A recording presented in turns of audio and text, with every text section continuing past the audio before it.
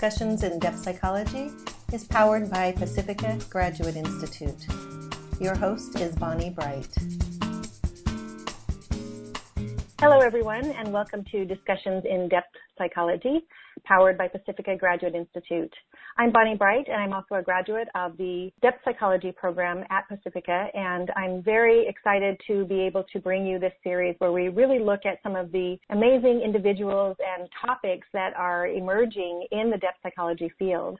And I'm here today with my guest, Evi Vestergaard, and she holds a Ph.D. in Jungian and Archetypal Studies from Pacifica Graduate Institute. Hi, Evi. Thanks so much for being here with me today. Hi. I'm so glad to be here. Thank you for the invitation. Well, I'm glad that you're here, too, because your topic for your dissertation, for your Ph.D., is really interesting. And we're going to find out more about that, but it has to do with mythological legends. So let me go ahead and read the bio for Evi so that everybody knows a bit more about her background, and then we'll jump in. Evi Volfa Vestergaard holds a Ph.D. in Jungian and Archetypal Studies from Pacifica, as I mentioned. She's an independent researcher interested in a particular type of cultural narrative, the mythological legend that reports human encounters with the extra-human world, manifesting in the ordinary world of reality. And you have my attention right there, so we're going to go into that. Let me continue. Evi has found the mythological legend to be an expression of a particular need of soul. It has to do with individual and group trauma, personal shadow material, and cultural complexes. She believes that the mythological legend is an untapped source of insight that can tell us about cultures in ways that we are unlikely to learn from other forms of literature or art, or from history books. In today's world of unrest and conflict, we can always use an added insight about groups. Evi trusts that it is important to hear the communications of the soul if we are to relate to each other with a greater understanding and compassion. So, Evi, there's so much there in the bio. I'm wondering if we should start out by defining really what you mean when you say mythological legend. Yeah, thank you, Bonnie, for asking that question first, because I know that this is the kind of narrative and the term that causes a lot of confusions. And mythological legend is a particular genre, and it has been defined by folklorists. And folklorists are the people who research folklore narratives, and they know a lot about the ways to distinguish one type of genre from the other. And the mythological legends would be the stories that people tell as actual experiences. They are paranormal experiences. They are things that actually happen to people. But at the same time, when they tell these stories as real events, they involve things that are not of ordinary reality. There would be things that have to do with strange animals or ghosts, or any other type of paranormal experiences. And that's what folklorists would call mythological legends. What often happens when I talk about mythological legends, it's easy for people to go and say, oh, that must be a folktale you're talking about, or fairy tale. And again, it is not a folktale or fairy tale. It is a mythological legend. And mythological legends are not historical, as, for example, the stories about some great heroes like King Arthur, and they are not about saints. They are stories about everyday people and their everyday experiences. And they also don't talk about how world became to be. They're not these kind of mythological legends. So it's a particular genre. And what's also very interesting about mythological legends, they have coexisted. They have existed at the same time as folk tales. And therefore, the research that folklorists have brought us, there's a particular person, his name is Max Luthi. He is a Swiss folklorist. He said that there must be a reason why these two different types of narratives have coexisted. And he said there must be some kind of a need of the soul, why we need these two different narratives. And what I found is that folk tales would be more heroic tales. They would be always with happy ending, while the mythological narratives are more about our non-heroic parts, the things that we wouldn't want to tell to the others. And therefore, I found those stories to be linked to what we call in depth psychology the shadow. And the shadow material is something that we would like to hide away, that sometimes we're embarrassed about it, we're not so happy about it. So I link the mythological legend narratives to the shadow content of the psyche. Oh, that's so fascinating, because I think that a lot of people who are listening to this probably can relate very much to what it is you're saying. But as we move forward, do you have an example, or can you share maybe briefly a story that would fall into this category of mythological legend?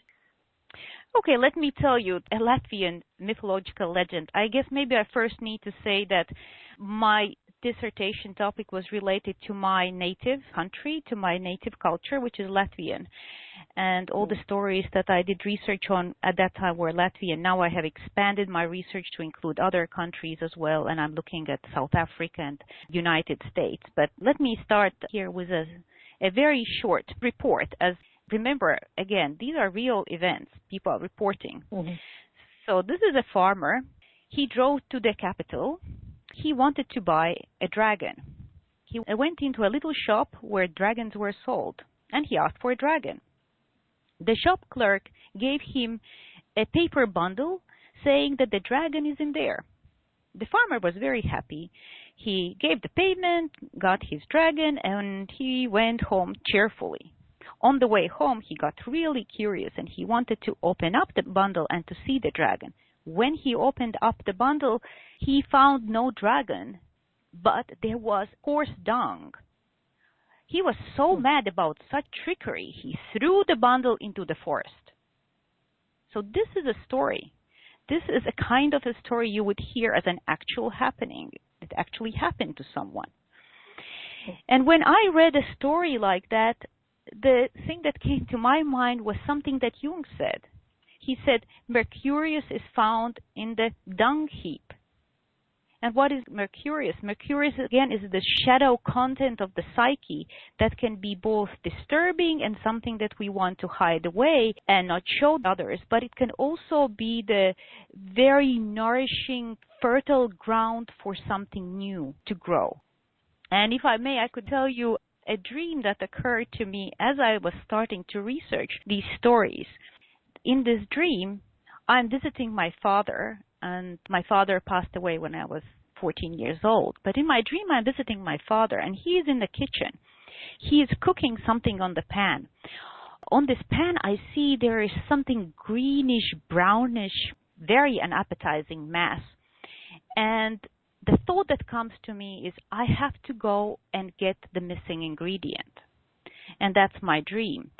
What I took from that dream was that the task that I was given by the psyche is to find out what those stories were about. What was this green mass, this dung, this dragon that was hiding in these stories? This is so fascinating. I'm just following the images, Evi, from one to the next as you're sharing the story and then moving into your experience of the dream, and how this actually seems like the dream was the thing that was kind of the catalyst, I guess, that led you to following this research. You know, we can always make a story in a hindsight, how it all was very clear from the beginning. In reality, I think it's always complex how we arrive to a clarity that we have at the end after writing a dissertation or a book. When I first entered Pacifica, I had a question, which I see now how it potentially was getting answered through my research, and I continue finding answers to that question. My question was related to my native country, Latvia. And I'm very, very lucky to be born Latvian, because Latvia is so rich with culture. We sing and we dance and we write and we paint. The culture is it's so rich and it's so beautiful, and I'm really, really proud of it.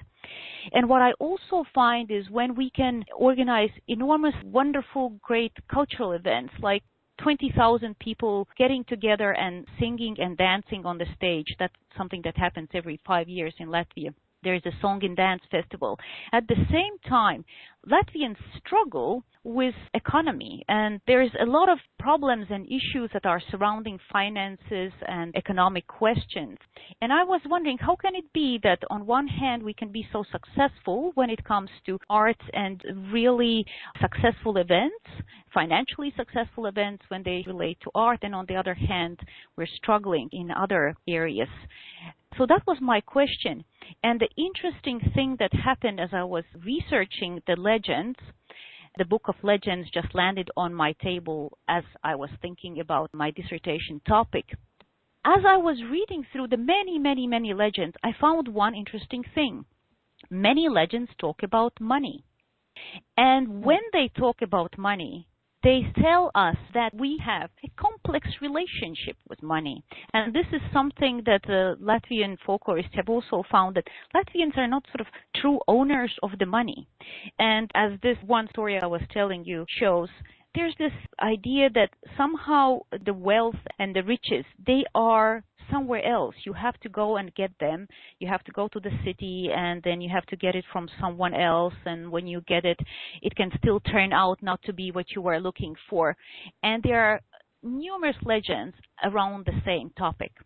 And as I was trying to then link to what is going on in the psyche, I was also looking for what was going on in the history, in the society. Because, of course, the stories that come to us, they come from the people who live in a particular historical time. And we, as offsprings from these people, we carry that history with us. And when I looked in the history of Latvians and Latvian culture, I found that it's a complex history. Latvians have been under oppression, either Germans, Swedes, or Russians, for centuries.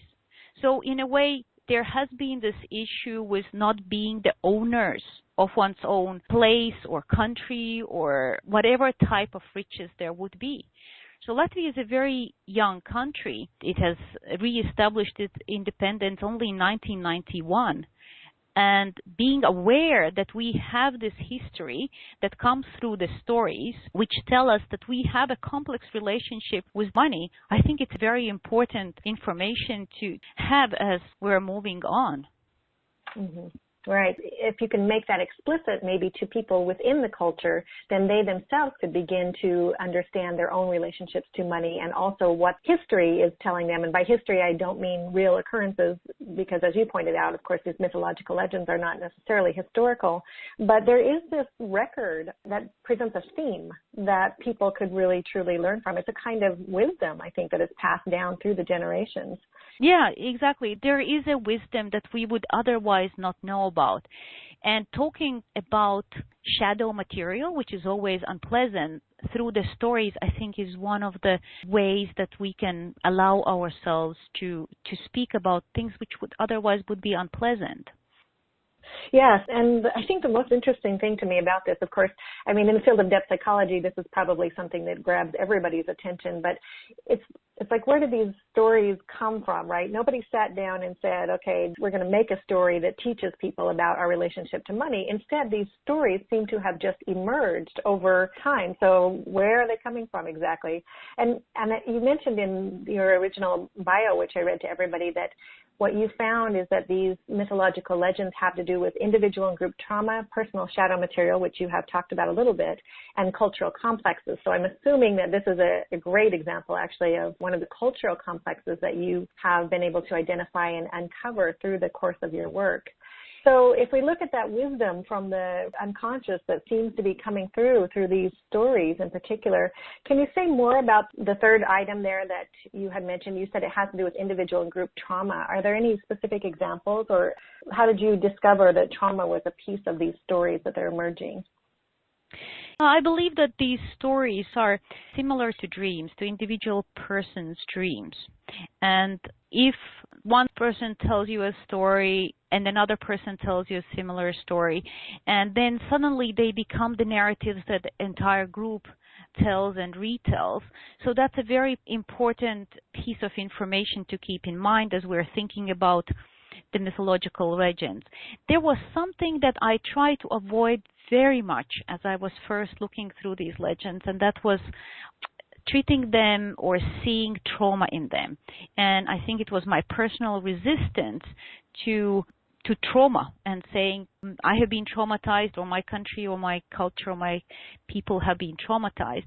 But I do have to say that as I have been reading and rereading these stories more and more, I think that we can find the stories that would be showing the trauma and the stories that can show the traumatic experiences which are necessary for maturation. Because any change, any development is always sort of like breaking of something that was previously there and moving on to the next stage, which can be traumatic. And now, as I have moved on from my dissertation into the later research, what I have found is that there is a similarity to something that Donald Culshaw talks about in the dreams of individuals. He works with individuals who have had relational trauma. And in these dreams, there is a mythical second world that shows up.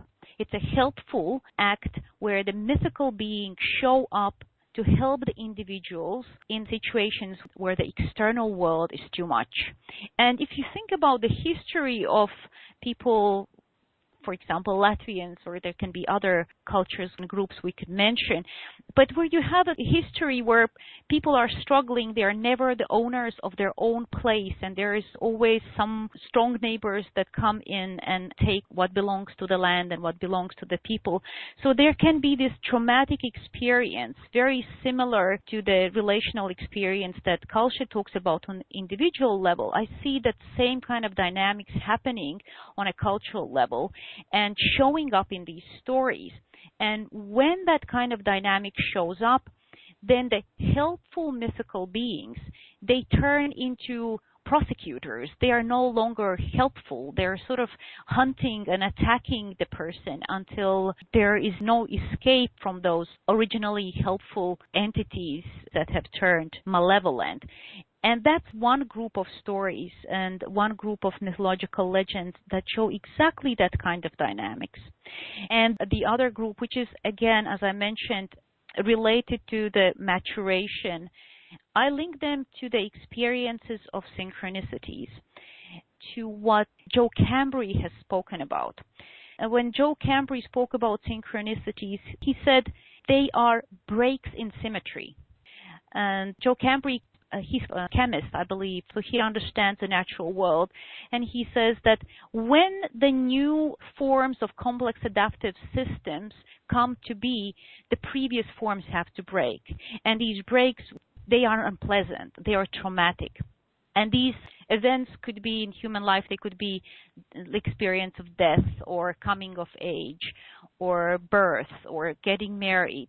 And those experiences can also be traumatic, or any experiences that are related to getting riches or becoming richer or losing riches can also be traumatic, but are necessary to move to the next stage.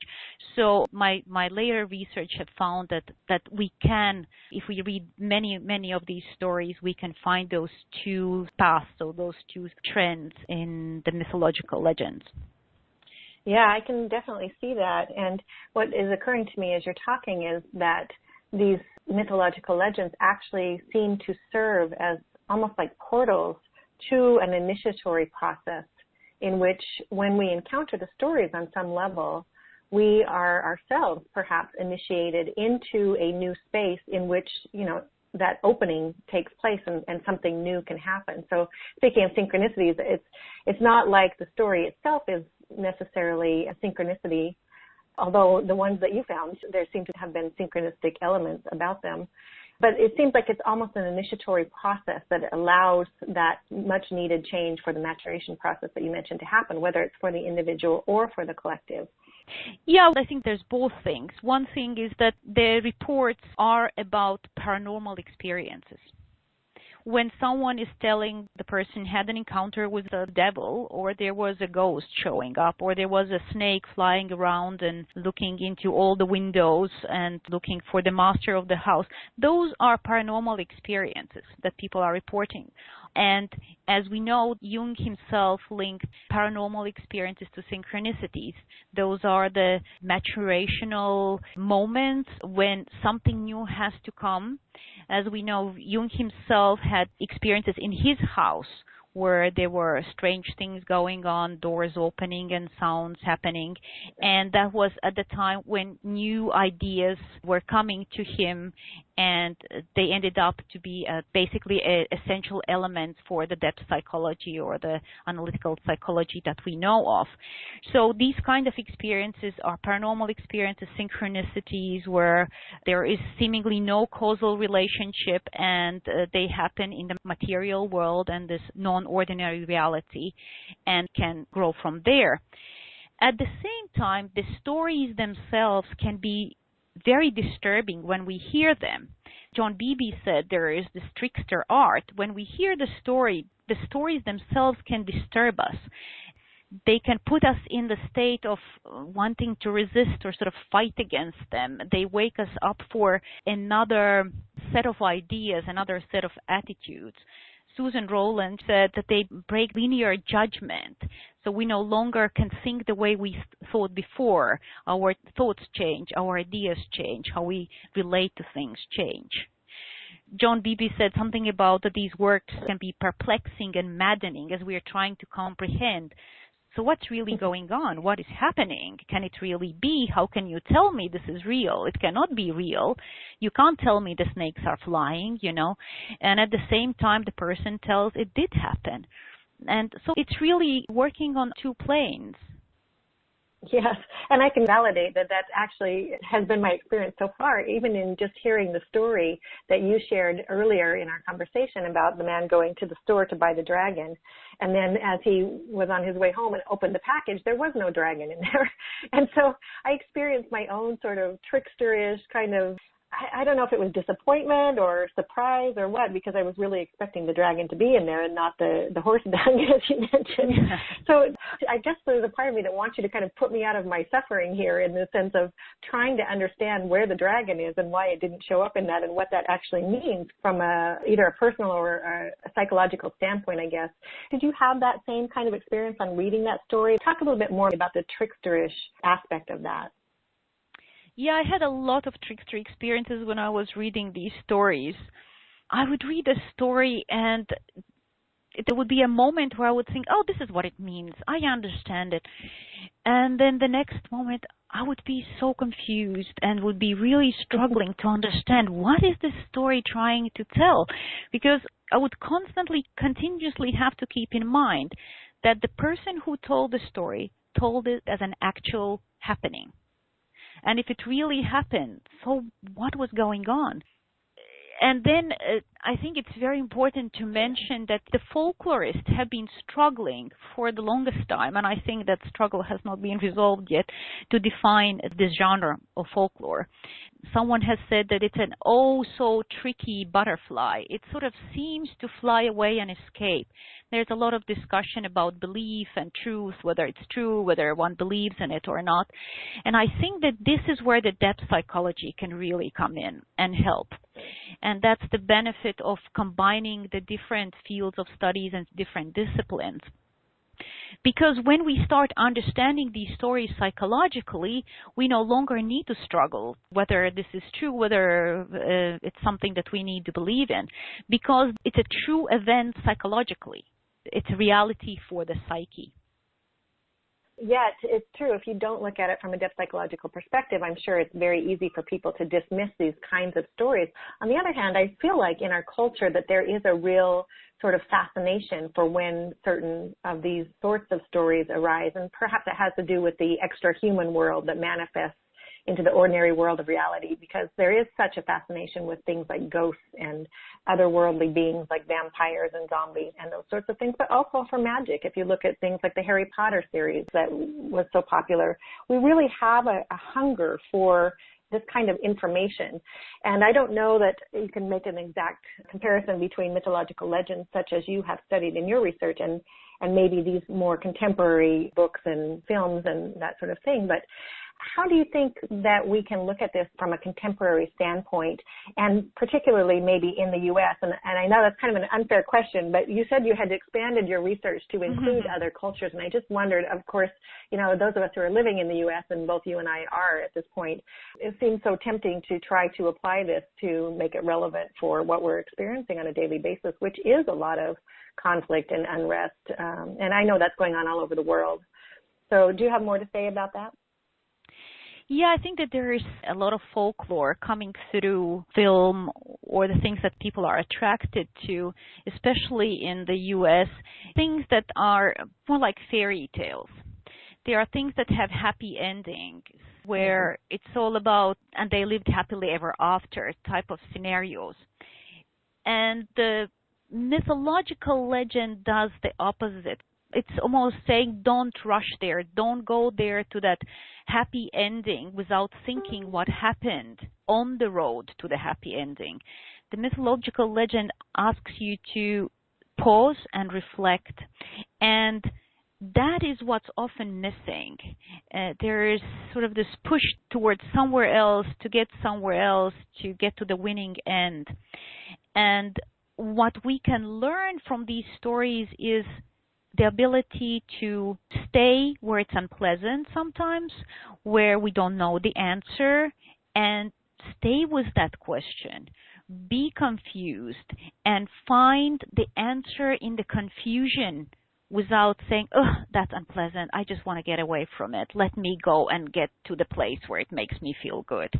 So I think that's something that's a real value, and that's often not found in the popular culture that I see right now a lot in the U.S.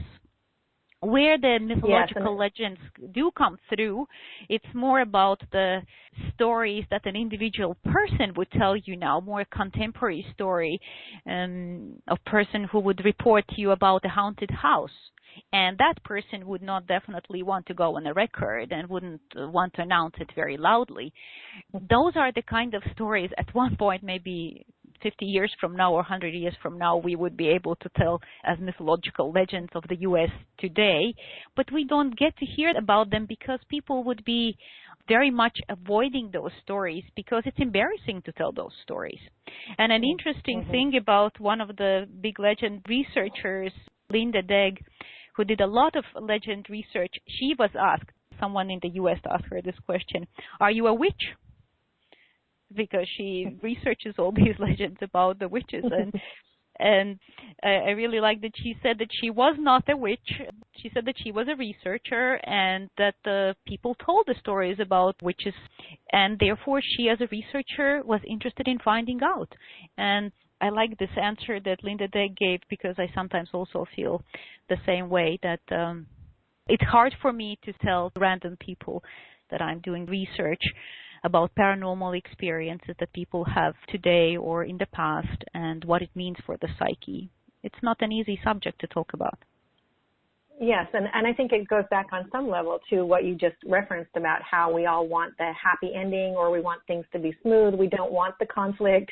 And I suspect, actually, I don't know if you've had the chance to do that or if you ever will, but I wonder if we looked back at mythological legends that we know of for North America, but for Americans in particular, if we would not find some kind of a pattern there or a theme around wanting that happy ending and avoiding the conflict, because it does feel like that's a very valid theme that you've picked up on for us, particularly in modernity. And I will also add, however, that with the proliferation of media, and particularly social media and the internet and the speed at which we're able to share things, and also sometimes the anonymity so that we can do things without people knowing exactly who it is, I wonder if this whole process might eventually be sped up a bit, in the sense that people will start sharing more and more some of these stories that they're having, and maybe they will begin to grow into mythological legends at a much faster pace than they have done in the past.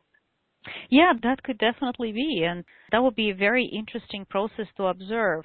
And considering that this type of story, this type of narrative or communication is an expression of the soul's need, I think it would be great if we would be able to talk about these stories more openly without the embarrassment or without being looked at, oh, you must be a really strange person or a witch. An interesting thing that also that I found that Deg said, that typically people who are researching these kind of stories or tell these kind of stories, they are considered to be charismatic leaders of clubs or sects or cults or prophets or gurus or shamans or witches or spiritualists, so psychics, so that we can go away from that kind of labeling and try to understand what is it that the soul is really talking about when these narratives come up. Yes, and I think that you're pointing to something that's really important here, and that is that these kinds of people who are doing this research, and that includes you, obviously, and me, and probably just about everybody who's studied depth psychology on some level and done any amount of research or writing about it, I think there's this real need to be able to hold the attention of the opposites, as Jung called it. And that is when you're not comfortable with looking at the shadow or the trauma, or you're not comfortable with not knowing if the outcome is going to be happy or not so happy, that we can just hold that for whatever amount of time it takes for the material to actually begin to do its work and to shift, because it is living material too. There's something very dynamic about it. And as that begins to shift, it, of course, becomes what Jung referred to as the transcendent function, which allows us to move into an entirely new space. Yeah, that is so true. And also one of the things that I found reading through really hundreds and hundreds of stories is that the stories really tell us and show us that through relatedness, through creating a relationship with those beings, with these mythical beings, we can create a better relationship with ourselves and with the world around. And that is also something that I found Jung said. In the case of the individual, the problem constellated by shadow is answered on the plane of the anima. That is through relatedness. And in these stories, the same thing comes through. When we can relate, when we can establish a relationship in which we are not hating, in which we're not killing, in which we can communicate with those parts of ourselves that are these strange beings, that's when we become rich. That is when we can hold the wealth. That is when we can feel valued and worthy. And I think that's really the ultimate answer that came from my research. Mm-hmm. Yeah, and I bet that you never in a million years, when you went through the program in Jungian and archetypal studies at Pacifica, that you would end up with any of this kind of result. I mean, we never know when we're at the beginning of a process, but did you find that in that program that you were able to actually find a container in which you could allow this sort of research to emerge?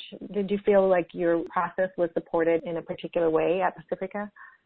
Pacific is a wonderful place. I don't think that there is any other place like that on the world, on the earth. Pacific is magnificent in the way that it allows the research that includes all the aspects of very academic, very rigorous type of research, and also the research that comes through the body and research that comes through the psyche, through dreams and active imagination. Something that I found in Pacifica was research methods that professors who work and teach at Pacifica have come up with. Susan Rowland has devised a type of methodology which includes active imagination and close reading, which was very, very important in my research. It allows to see the work from the cultural, from the historical perspective, and also from the perspective of the psyche. And that is the kind of value that Pacifica brings, and that allows us then to return that value through our research back to the world and to offer it to other researchers who come after us. Yeah, so very true. I had that exact same experience of feeling like if we're unable to apply a depth psychological lens to what's going on in the world today, we will never be able to get below the surface of things and begin to dig into these underlying causes and movements that are so much at work in our world today. So it's really exciting, Evi, to hear the work that you're doing and hear about some of your findings. I mean, it's not a topic that I suppose most people would ever look beyond the surface value of the story itself until somebody like you begins begins to dig into it and really bring these underlying meanings to light. So it's very exciting. I'm really thrilled to hear about the work that you're doing. I've been speaking with Evi Volfa Vestergaard, who holds a Ph.D. in Jungian and Archetypal Studies from Pacifica Graduate Institute. Thanks so much for spending time with me today, Evi. Thank you, Bonnie.